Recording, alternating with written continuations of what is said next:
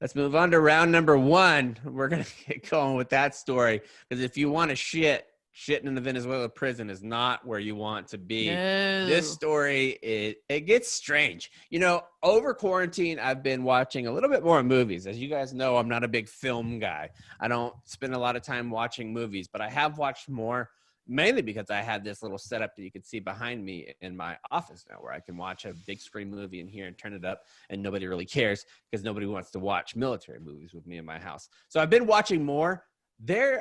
I don't know if we're just running out of realistic shit to make movies about, but some of the things that they make movies about, usually starring Ben Affleck, now are so unbelievably unrealistic until you read a story like what happened in Venezuela. This story comes to us, it's from the AP, I think, originally, but it says a Venezuela court sentenced 2 former U.S. soldiers to 20 years in prison for their role in a failed incursion aimed at ousting President Nicolas Maduro in early May, the chief prosecutor said on Friday. Former Green Berets Luke Denman and Arian Berry admitted to participating in the May 4th operation. That was written on Saab's Twitter account. He said the gentleman admitted to committing these crimes and that there's trials going on for dozens of others who were captured as well. Denman and Berry were charged with conspiracy, terrorism, and illicit weapons trafficking. Not great to be going to prison there. And one of the lawyers said that their legal team was not allowed to the courtroom. So these guys are going to, they're basically on trial for their lives, 20 years, and they couldn't even have it. And the 2 men were not even available for comment. You think Venezuela is pretty secretive in what's going on there. The sea incursion launched from Colombia, known as Operation Gideon, left at least 8 dead. Kate, tell us what actually happened there. So Maduro's government said it arrested a group of conspirators that included Denman and Berry near the isolated coastal town of Chao.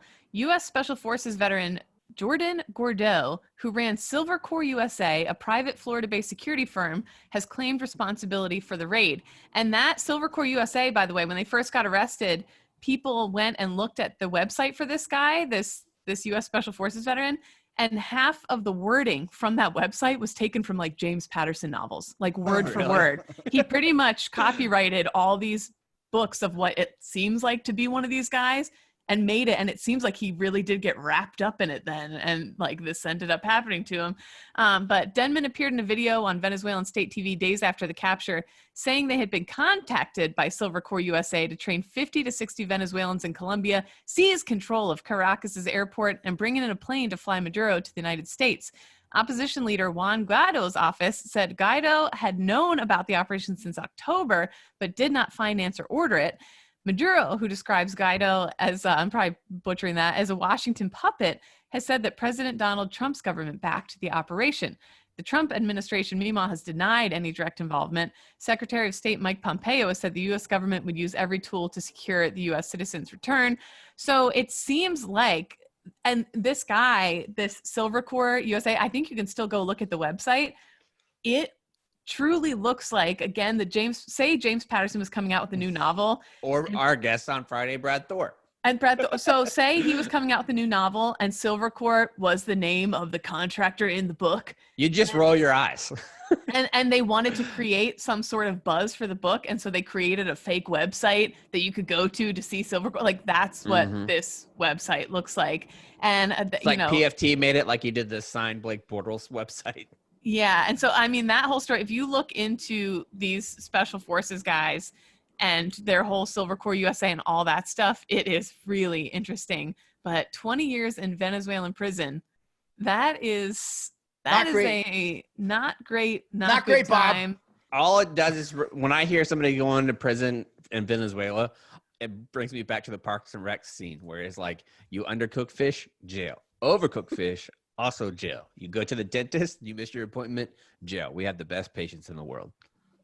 Yeah, and Venezuela has roughly 30 prisons and 500 jails that can hold an estimated 110,000 inmates, and human rights officials say the prisons are violent and badly overcrowded with gangs that traffic weapons and drugs and control. There have been some notorious riots. Just a couple years ago, there was that one that left 40 dead in a Venezuelan prison. So they're pretty much, these prisons are notoriously controlled by the inmates. So I don't know how this is going to go for that. It probably won't go well, but I think so. Oftentimes these private special forces contracting companies, the money is so lucrative. I'm speculating just based on the little that I do know. It's very hard to turn down these opportunities. So the fact I think that when we first covered it, these guys were offered, even just like the regular like foot soldiers, I guess, $500,000 to be a part of it. That's what I'm talking about. So if you're coming from the world in the military, even if you reach the highest rank in the military, you're still making a small sum compared to $500,000. No one else is putting $500,000 in front of you in the military at any point for anything. So I kind of understand that, but I also have to point out, if you Google Silver Court USA and you go to images, the first one is of the guy Jordan Goudreau. He looks like a henchman in a bad Netflix movie. Absolutely. Mm-hmm. He's got the sunglasses on, the suit and tie, the clean cut jaw. This guy could definitely be trying to tangle with Liam Neeson in a Netflix movie coming to theaters near you. Right. Part of me almost feels like this could be a movie someday. It seems like two guys. Oh, it definitely will. It will. 100%. It seems like two guys like fake it till you make it, really trying to be these like badass international contractors. It's where it'll come out. Kate, it's a great point. It will definitely be on FXX. And Craig, that was such a great point when they go to the website and it's all written as if by an author. The public's perception of the special forces is so high these days that has come about through all the books and the movies that have come to light in the last decade or so.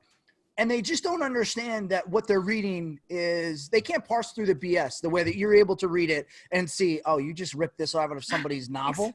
It's so ridiculous. If you're a civilian looking for somebody to go, investigate something for you in Caracas or something, and you see this website, you're like, oh, fuck yeah. Denman and Barry are the ones. This is fucking the shit. For sure. But I almost reminded me of that movie, The Disaster Artist, where, I don't know, I can see this becoming just something. I mean, obviously, I don't wish upon anyone to wind up in a Venezuelan prison for 20 years.